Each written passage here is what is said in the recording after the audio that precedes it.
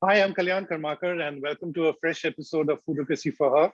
Foodocracy for Her is where I speak to women in the world of food who are doing some amazing stuff. We've been doing this chat since every week since April 2020. And today it's a great pleasure to interview and introduce to you a former editor of mine and now friend, Tanu Ganguly. And Tanu is the founder of Mishry Reviews, but I've known her first towards the tail end of her earlier avatar with NDTV. So great to have you on board, Tanu. Hi, Kalyan. Very happy to be here. I love Foodocracy, the name. So really great to be here. Yes. Yeah, it's a play on democracy. So I first started with Foodocracy India, which is about talking about local joints, street food joints.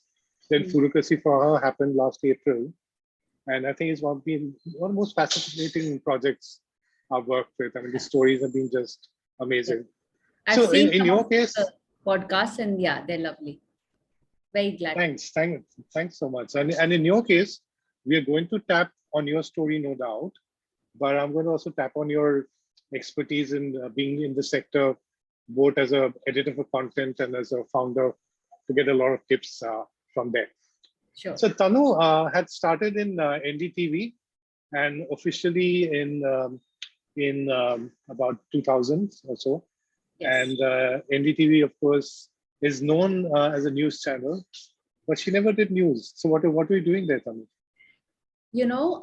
I first started with NDTV as a news election intern, and this was back in the day when there were no electronic voting machines. Everything was a physical ballot, right? And so when the ballot boxes, when they started counting them, it had to go on for as long as it took, whether it was 2 days, 3 days. So the counting process would typically take 3 days. And so NDTV would need a lot of college students to come in and, do that 3-day kind of work. And so that's how I started. One of my cousins called me and said, NDTV is looking for 3 days for these interns. Would you do it? And who minded extra pocket money in those days? So that's how I started. And then I kept going back to NDTV, even as a college student, for some short work or the other, And one thing was that we were really looked after, right? So for a college student to get 1,600 rupees for 3 days of work in those days, and to be constantly fed the most lovely and delicious food was a winner, right? You didn't want to do anything else then. So I guess I think that's the beauty of your Bengali run company. Yeah. And also Bengali employees, then they appreciate food that much more, right? So, and this was in Delhi, right? This was in Delhi, in Greater Kailash, yes. And Delhi had so many exciting work opportunities for college students, because my youngest aunt grew up there, so she would sometimes go into the film festival and volunteer there, and there's that. Yes. So there's a lot of it. In Calcutta we would give tuitions, and that's about it. I should tell you, I did that as well. After college, I decided I wouldn't take pocket money from my parents anymore, so I started teaching a young, I think he was in grade 8 or 6 or something like that. So, but yeah, there was a lot of good opportunities happening around the time. I'm talking about when NDTV there was no Profit, and 24/7 and Hindi were not launched then. This was still Star News days. So no Profit. She's talking of the channel NDTV Profit. Yeah, NDTV. No Profit. I mean NDTV Profit, the business channel. Yes. And this was Star News days. So that's how I started. It was a startup in a sense. NDTV was a startup in a sense, at that time when you started. It was a startup. The average age must have been 25, 26. Everyone was so committed and so involved in everything. You wanted to be there. You wanted to be a part of that. But to answer your original question, news wasn't something, somehow short form didn't click with me. So I did G-Man 3G. I was the AD's AD, I think, back then. Prime Minister Indian. Yes, Prime Minister adaptation of BBC. Yeah. I did Good Morning India, of course, for a while. Then there was, then of course, gradually as the company grew, there were a lot of non-news programming that one could do. I think in the last decade, it was mostly about NDTV Good Times, the lifestyle channel. Yes. That was, I think that is around the time where I started feeling that food was it, that what I wanted to continue to do would have to be in the food space. And from there, from television, I moved to digital with NDTV Food, which was also called Smart Cookie for a bit. And yeah, that was which is where we connected. This is where we connected. Yes. Yeah, Yes. yeah. Yes. In fact, in your television production, Avatar, and in food, you also sort of produced V Sangvi's show. I mean, where he was one of the three judges, the India Pakistan cook-off. Yes, Foodistan. In fact, he's written about this bright young producer who sort of brought it out beautifully in his book, A Root Life. Yes. So you're there. You're there in the book. Yes. And how was the transition from television and then into website and content, and which was more textual at that point? So how's it handling the transition? So, honestly, the transition was very smooth for me. A couple of reasons. One, I was moving from food to food in that sense. So at least the larger space was similar, number one. Number two, by the time I moved to digital, it wasn't the days of text only digital. Video was an integral part of it. In fact, one of the reasons I was moved to one of these divisions within NDTV was because I came with broadcast and production background. I could direct and produce and script, and which were suddenly very valuable in the digital space. It wasn't just video was becoming big, and this should be 2015, 16 around that time. So in that sense, the transition wasn't difficult. In fact, I felt that you had far more tools to gauge what your audience was liking or not liking. Everything could be tracked. In social versus on digital. You can track the user, engagement levels. It's not just about your show is ready, you've published it, it's live, and then you wait for a handful of households in the country to tell you if it works or not. So I quite enjoyed it, moving to digital. I'm going to ask you one last question on content and then move on to the part which I want to focus on, which is, what are you doing here? That's my cat, and he's crashing the interview. He's gone somewhere.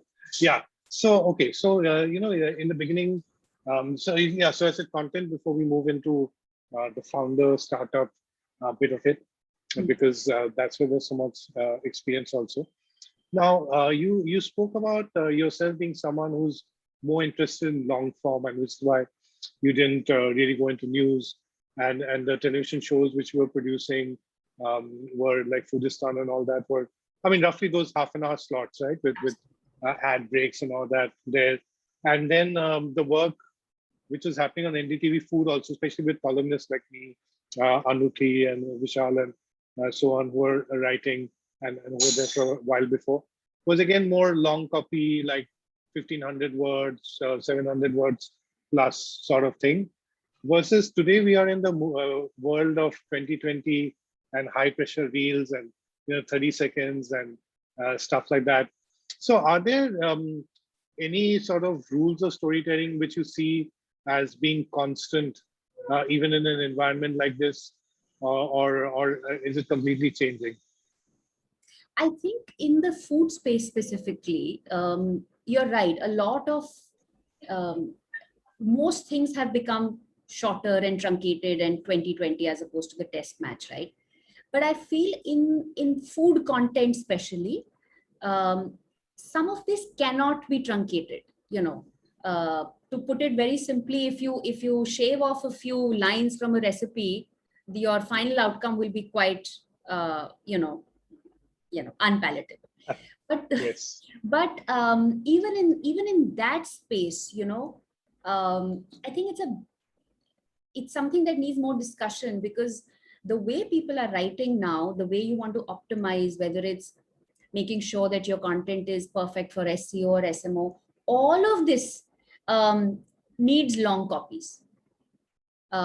Because the short form is either something which doesn't have a shelf life. So it's a newsy current topic. It will come and go. Yeah. What you're reading about a celebrity today may not be relevant tomorrow. So that warrants, and it's okay to have a shorter copy, because that's all this purpose it serves. But if you're writing a long piece about the best places to have biryani in Hyderabad, or some other such, you need that to have a longer shelf life on the internet while competing with all the other pieces, right? So you need long copies there. At least in food, I can speak from experience.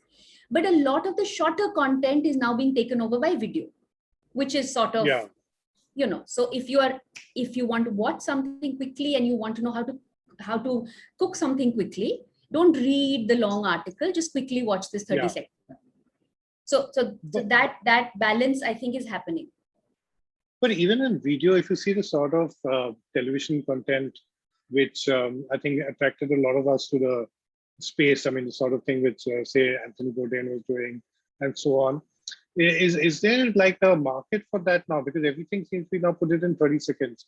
Like, I mean, you hardly, I mean, except really the odd show, like maybe Somebody Feed Phil or something like that, you hardly come across any show which is like, long and built up and whatever. It's like, so sometimes I wonder on which direction things are going, or is it a bit of an upheaval and then it's going to come back? I think it will be. I think there's space for both. If you go just by the popularity of Netflix's Chef's Table, it answers a lot of the questions you're raising. It is long form. It's very detailed. It's not necessarily about celebrities as you and I know them. So they come from all over the world, right? Yeah, their true. expertise is their status in that sense, right? Yes. So there is place for that, and there is also place for those the hogging matches. How many burgers can you eat in 30 seconds? I think there is space for both, and there are viewers for both.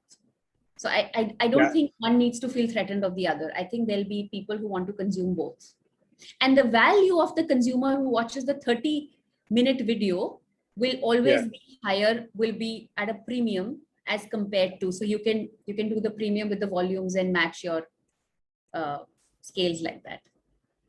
I was also smiling as I heard you speak, because while you didn't want to do news, but I think a bit of the newsroom chatter of NDTV is definitely sort of rubbed off on you, because I mean, the way you're sort of analyzing the pros and cons of each aspect seems to be more from the entrepreneurial school, rather than taking one aspect and then, going to town and shouting from the rooftops about it. I once stopped. That's probably also what we're reviewing. That's probably also the reviewing. Yeah, and all the balance. With its parameters. Everything. We've got one coming up. We've got one coming up together. Looking forward to that. Yes. Yes. Okay. Now, I'm going to come into a startup journey now, and the thing is that you joined NDTV in what was the startup days. In fact, I'd worked in Asian Age in Calcutta just after college for about a month when it was a startup. And of course, now it's shut down. And then later I worked in like proper established corporates, and a very different sort of mood and feel. So is there anything from those early days of your career which you feel sort of motivated you or made you think of trying something of your own, and something which you picked up from there? Honestly, I don't know if you thought of it ever that way. I didn't. I never thought that I would, maybe I did, I don't know. I never thought I would go on and do something of my own. Because to be honest, I was very happy with the work that I was doing. And like you said, because I started in the startup days of NDTV, so to speak, you had so much new to do and learn. It never got monotonous. Those 19 years, there was nothing that felt like, oh, I've done this so often now and I'm bored of it. There was always something new to jump to, because there was something, a new channel, a new medium was happening. But I think I may have had that streak because I used to keep telling my friends that I'm going to launch my restaurant when I'm 40 for some reason. And I think after having said it a few times, one of my friends, chef friend, turned around and said, "You must be crazy because it's not as easy as you think it is." And do you like to cook? I like to cook, actually. I enjoy cooking. But it's not easy and it's difficult, and look at the environment, and so I got a little discouraged maybe, but maybe for the better, because I don't think I would have made a very good restaurant owner. I don't think I could have become a chef ever. There's no, that's not my thing at all. But so that didn't happen. But I do look back and I see that hindsight is great. You can look back and you have these little signs absolutely across spread over maybe 15-20 years, but then when you put them together you see a pattern in those signs. Right? So I have toyed with the idea of having of helping people buy better in some way or the other. One of my most initial ideas was called Rate My Plate. And it's that I have that one pager still somewhere. And my idea was that if you go to a restaurant, you don't go for everything over there. You go for one thing, right? So exactly. What if we could rate that one plate? So if you're going to butter chicken is your thing, then maybe Moti Mahal is where you want to go. If blue cheese naan, and then maybe it's Indian accent. So that one thing that pulls you to a restaurant, then of course it didn't fly. I think that. In fact, if I might interject over there for a bit, I sort of feel a connection with that, because whenever I write about restaurants, or even in the past, or a couple of days back, I just happened to walk into a cafe and I wrote about that. When you go in as a regular customer, there are either a few dishes which you want to try, or if it's a new place, you try out a few and then you write about those. And that's how a normal experience happens. And I find that a bit different from, what is a hosted review, where someone's invited by the restaurant or hotel or whatever. And then the entire menu card is sort of spread out for them. But that's not how people eat. And it seems a bit unnatural. Okay, talking of food, I'm going to take a little break because Baby Loaf, my elder cat, is here. I don't know if you can see him. Yes, I can. But that's the dining room, and his standing there means please feed me. So just give me a second. Yes. I'm back after a little kitty break. Baby Loaf, little Nimki, they're all having their little munchies, and they're raiding their plates. So Tanu, you're talking about Raid My Plate, which was your idea. And we were talking about restaurant reviewing versus real life eating and all that. Okay, so tell me about all the little dots you were connecting. Yeah, so, that was an idea. Then at some point in NDTV, in fact, while being the editor for that website, I remember thinking there was a report that biryani is the most ordered food in India. Right? And that's been so for the last 2-3 years. In Swiggy or someone. Swiggy and Zomato, I think, came out with these reports. And my thought was that obviously there's a demand for this product, which is being catered with, all of these new brands. You open any app that you follow, and there's so many delivery options for biryani. But how does a consumer know which is the better biryani? Because clearly it has nothing to do with marketing budgets, right? It could be still a poorly made biryani, but it's a catch-22. The smaller guys don't have enough money to tom themselves. Exactly. And yet you could still end up ordering from an unknown place and have a bad experience. So ultimately the customer has to have either 5 bad experiences to arrive at the best one they want, or be very lucky that you get it right in the first shot, and then you stick with that choice. So I think that choice and how to fix that, and how to reduce the number of steps that you have to go through, is what was in my mind. And that's when I think still with NDTV, we did a huge biryani review. It was over 2 days, Kalyan, and 48 or 49 brands of biryanis were Wow. gotten in the Okhla office, and the tasting happened over 2 days. Uh, we suddenly were the most sought after team because everyone wanted to taste the biryanis in the office Yes. conference room. So, but no, the point was that we could come up with a lot of good options just by tasting simultaneously. There was no blind tasting there, and not a lot of the things that we now do, but just the ability to parallelly compare things and come up with which one is better. That was still there. So by the time the idea of Mishry happened, I wanted to go ahead and do it. Yeah. So that's the next chapter. So Mishry, was it like you were planning Mishry and then you moved out of NDTV, or you moved out of NDTV and then you looked at creating this? How was the chronology, so to speak? So the chronology is Chronology समझाइए. तो पहले आया the need to do this, to have a review portal. Yeah. I didn't spend more than a month maybe to do the research that was on it. And I understand that a lot of people like to pursue their own personal venture parallelly for a little while till such time that they think it's viable.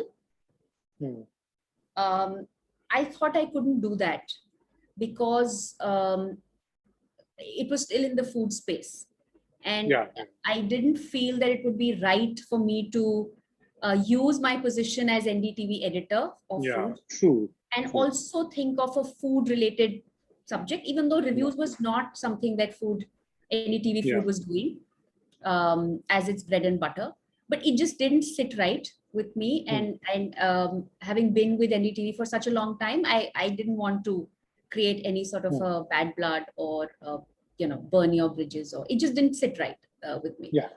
So I very quickly actually I put in my papers. Within a couple of months. Once I had put in my papers, then the company was formed. Then I moved really quickly. Then I spoke to people. Obviously, I'd done my own research of whether there's a need for this, or will there be traction, whether it's from angels or whether it's from people, and whether within your friends and family. So that research I had done. I wasn't completely, foolish about it. But so January, I quit, January 2019. I think 2nd January, I put in my papers. And 31st January was my last date. And 1st Feb onwards, I was sitting in my dining room, 9 o'clock every day, working on my idea. So no break in between? No, not a single day. I was scared that I would get used to not having a routine. And when you've been in this structured routine thing for such a long time, I thought I'll just get lazy, or I'll get, I'll get go off. Tell me about it. Yeah, I can completely relate to that, because being in a structured routine and then not, and then so it takes a while to get used to it. I mean, and then it's really up to one. I mean, one needn't necessarily get into a replica of an office routine, but eventually one has to find one's way of working. Okay, now I'm going to go straight to this thing which you just said. That is, I was not, you were not that foolish, so to speak, like you said. And earlier once when we were having a chat, you were speaking about the difference between being driven by passion versus having to run a business. So what is the reality of like a founder's life or a starter's life?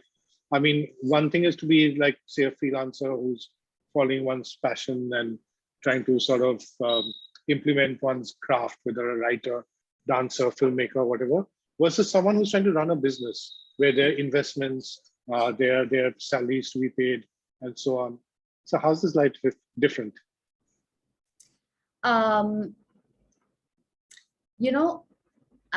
I think that just before you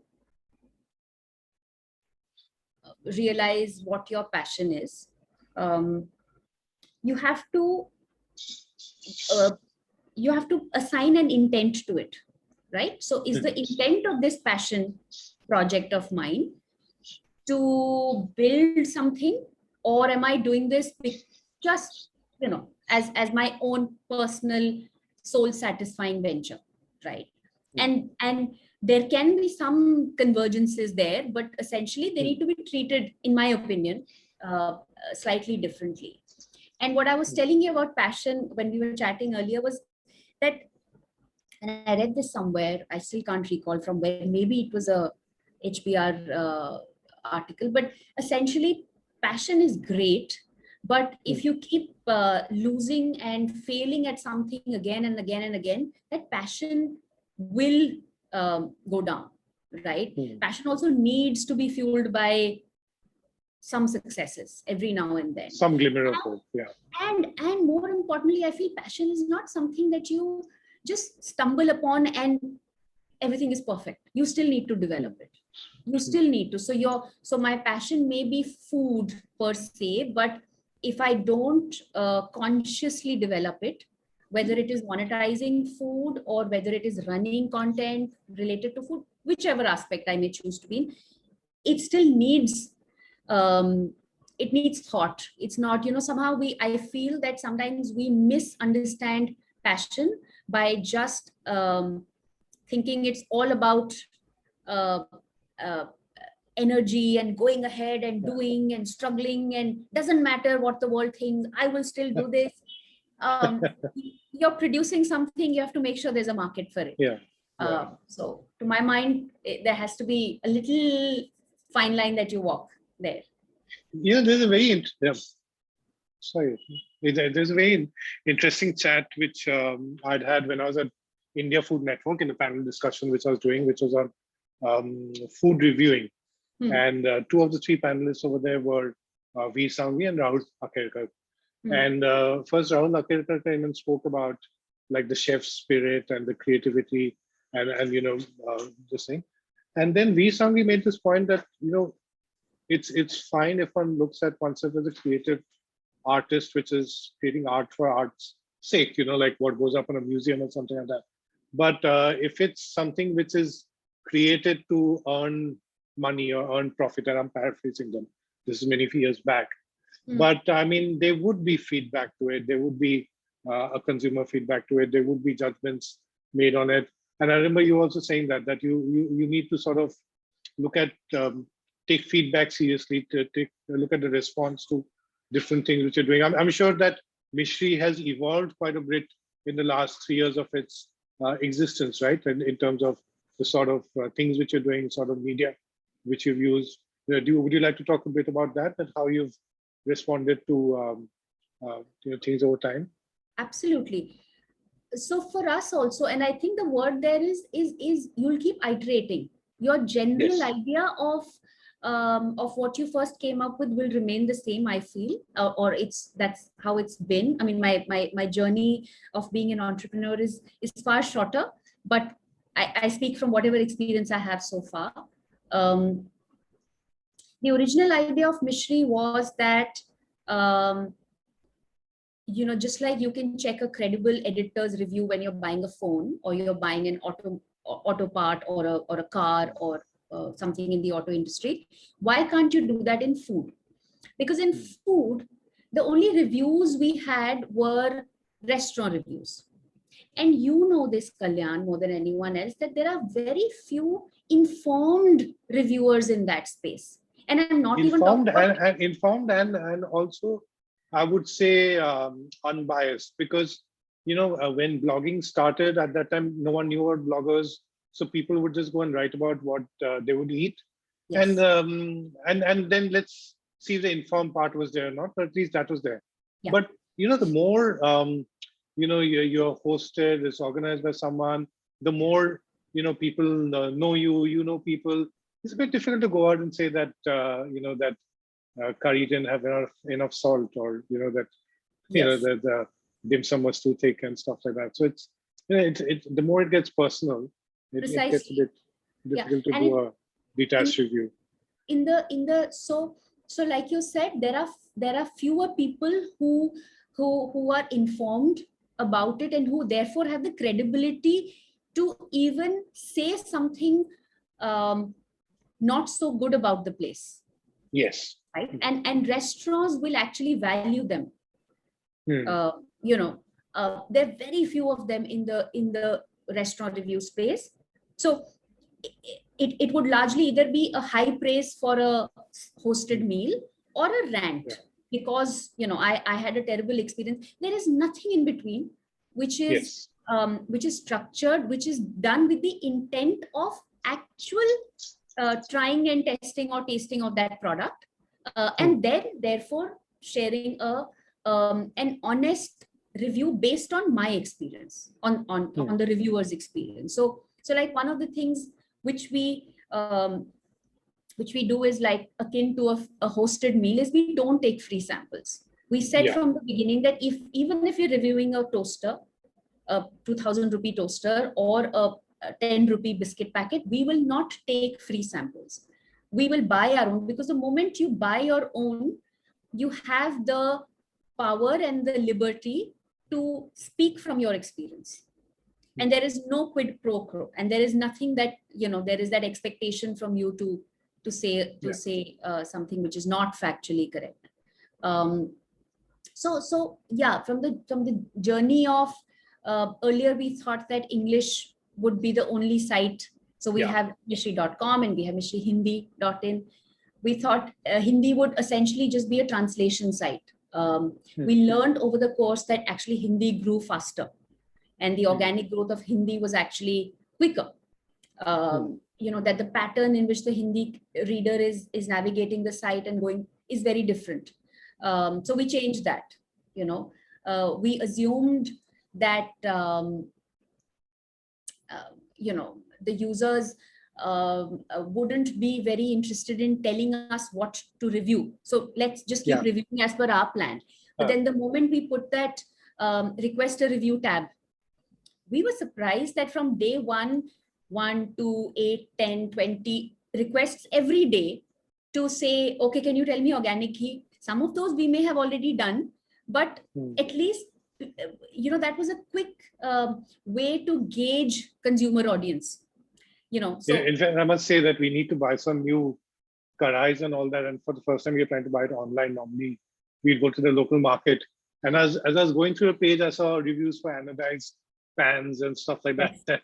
We go and check those later. And all of this also requires either funding or generation of funds, right? Because eventually, if you're going to do buy products yourself and have a team and all that, then that aspect also needs to be looked at.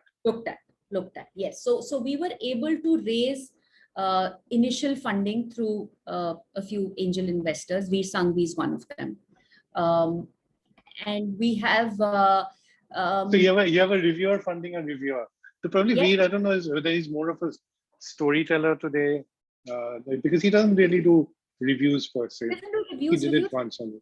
But yeah, his choices. But he's done it all. Yeah. His discernment when it comes to being able to tell is just exemplary. I mean, Yes. So so we raised that in the beginning. I think just a month before we went live, to be honest, after I had quit. And I remember I used to spend a lot of time meeting other founders. And one realized that one of the advantages, I think, of going into the entrepreneurial journey a little later is that you have a network. May not be apples to apples network, may not be food to food network, but friends, my husband's friends or colleagues and their cousins or whatever. And you could spot so many founders there and learn from them. And I remember one founder he told me that don't think of monetizing 3 years after you have launched your product. He said, because if you keep trying to polish your product and that's the only thing you do, After 3 years, what if you realize there's no market for it and that you can't monetize it? So don't fall into that thing of, I'll just work on my product and I'll think of paise baad mein dekhenge. He said, don't do that, because it'll have been for nothing, because eventually you do want to, monetize the whole piece. Yeah. So I took that advice, and thank God for that. And we started focusing on monetizing very early, which also meant that you were very clear about not spending unnecessarily, right? Office is still my sort of garage, 2 rooms in the garage. So we save on all that. We were about to move to an office last year, but then Corona happened, and fortunately we got saved, at least in that space. But yeah, that's how it's been. So we've tried new things. We've experimented a lot. We've tried with whether it was Mishry mums or whether it was topic stickers. We've tried a lot, dropped the ideas that didn't work. And some like 21 days, 21 things. Yes. Tried a lot of different things. But I think the only your team has also made you do some of the Instagram reel videos, right? One of these. I'm supposed to do more. Yes. More. I'm supposed to do more of those. Yeah. But eventually, I think, barring the core of the idea that we will do an unbiased review and we will do it at our own cost, that has remained the same, but we've changed, evolved, I would say. Lovely. Okay, now let's address the elephant in the room, because the chat is called Foodocracy for Her. And you have a strong point of view on how women founders, entrepreneurs, and all of that are perceived, especially that much more so in the softer areas like food or beauty or so on. So what has your experience been there as someone who's actually coming from a professional context, and at that time maybe your identity would have been NDTV, versus now your identity is that of a woman who's a founder, and that too in food. What are the sort of attitudes you've come across, and how have you tackled them? So fortunately, as much as I'm aware of what you're saying, and one has probably experienced some of that also, I feel that my experience of all of this has been more not in the initial days, but I know, and I the whole perception that if you're in the food space and it's a woman trying to run that, then it must be because she is passionate about cooking, right? And she loves food. She must be a good host. So she's trying to make a thing out of it, right? And something small, so thoda sa on the side. Small, thoda time pass karne ke liye.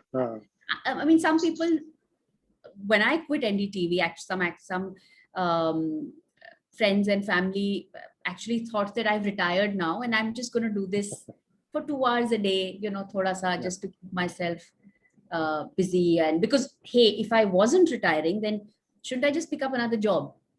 Yes. What's the need to That's do a conventional thinking, yeah. Conventional thinking, yeah.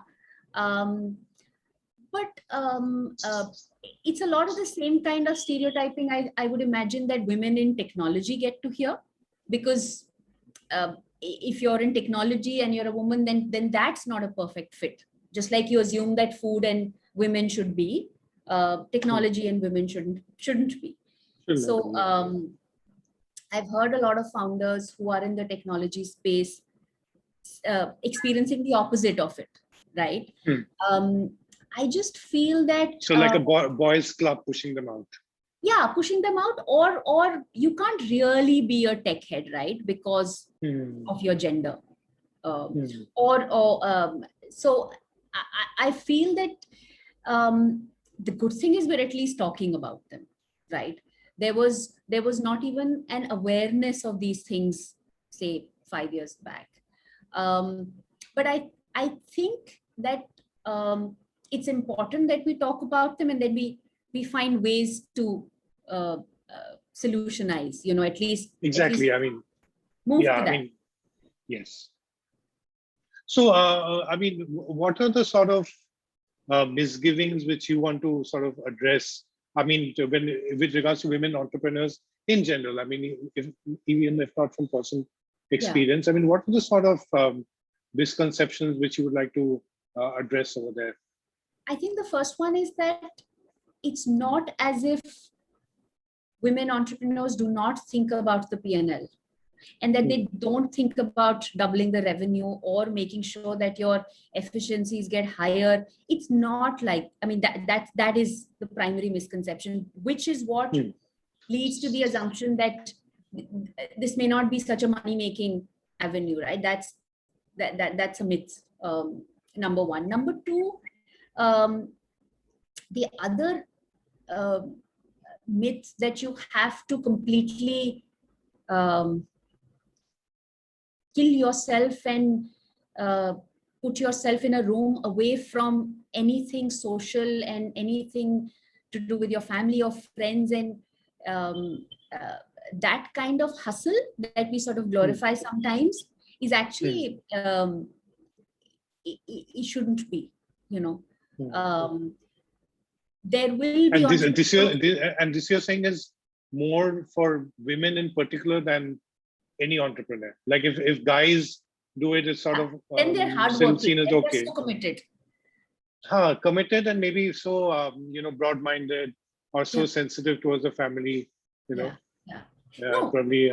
So when a man entrepreneur or founder will be going through a product launch and does not come home for 3 days, you will say, when he comes back, you will actually say, wow, he's worked so hard and he deserves to sleep now for the next 24 hours, right? When a woman entrepreneur comes back after 3 days of a product launch, she may not, chances are she will not get that reception. And when she does that again and again, you will say, her child doesn't miss her? Does the child not miss her? Or how is she managing? The husband is so supportive, How lucky supportive is the word I was looking for. How lucky she is to have this person, So but I think talking about money, that's a myth that people think that women entrepreneurs cannot do. We have so many of them in the country now doing fabulously well. And we just have to have more of them. We must have more of them. But also, like I was saying, the glorification of a hustle that leaves you mentally exhausted again and again and again shouldn't be done. It's tougher for women because they're trying. In fact, you've written about that on your Instagram page, the Mishry Instagram page. That's how things around like anxiety, depression, We shouldn't glorify it. There's no need to. You need to work hard, and you will. If you don't, and you're not committed enough, any startup can fail. Most startups fail, then they actually go ahead. But it shouldn't weigh on you so much that you've completely lost those years of your life. And I think that glorification, I think that balance will become better as more women do this. I think women are just more wired for a more balance for everything. I remember once talking to Sheetal Thakkar. So Sheetal is the owner of Som Restaurant, the Gujarati place, and she was one of the first people. She was actually the first person I'd interviewed for Foodocracy for her, and earlier in the Times Kitchen Tales meet. And she said one of the advantages which a woman gets into running a business, I mean, like you said, is wired. So she said about the people sensitivity. She said that looking at the floor and her employees being a restaurant are like cooks and unlettered folks and stuff like that. But she said, I know that who's going to what, who needs a bit of a push, who needs a bit of a shoulder or whatever. So that sensitivity wired thing is the same. You've been a founder yourself the last 2 or 3 years. You've interacted with other founders, and in your life before this, you've been an editor who's interacted with founders, maybe hired them or stuff like that. And so now, if we look at this entire woman founder issue, we've identified that there is a problem in terms of people perhaps not taking them seriously or whatever, and that's like the external environment. So what is your and this is of course unfortunate, but the thing is that we can wait for the environment to change or do things ourselves. So what is your advice to fellow women entrepreneurs that that what can they do to help this perception change, first of all in their own lives and business dealings, and then as a society at large?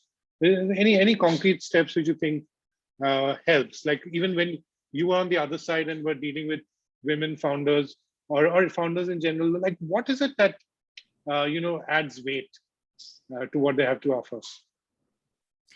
I think there are two things. One that I have learned from a lot is that I've learned that most founders, actually, women or not women, most of them will be very, very forthcoming with help. And I cannot tell you how privileged I've been to have been able to just get on that one call with someone in those early days when you have so many questions and you don't know too many people who've had a similar journey. And so you feel that they can answer your question. So I think the point about just being there for each other, whether you know each other socially or not, anyone who's watching, I can say that if you reach out to any woman founder, chances are they will get back to you. Maybe not immediately, maybe they're having a rush day, maybe not that week, but at some point they will get back to you and they will try their best to hear you, help you, be a sounding board for those initial few days. I don't mean that in an investing. Ask for help. Ask for help, yeah. Ask for help and help as an advice or whatever. Advice, yeah, not from an investing purpose. I mean, those are different. The second is, I feel that a lot of the general issues that we find around us and that we, like I said, fortunately at least talk about now, is because there just aren't enough women working in the whether it's leadership roles or otherwise.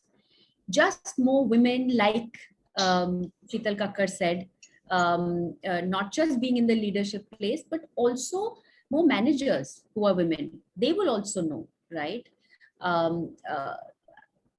think we need to have more women back, especially the ones that stop working when they have babies, and that's a very small thing that we did at Mishry. In fact, Mishry Mums, which is our community of mothers now, originally it was supposed to be, it was an in-house thing. We used to call it Mishry Mums, and we used to say that, I mean, I have a lot of friends who stopped working when they had kids, and they were regular, office going women, didn't have so much child support or chose to be at home. But now that the kids are older, they want to get back.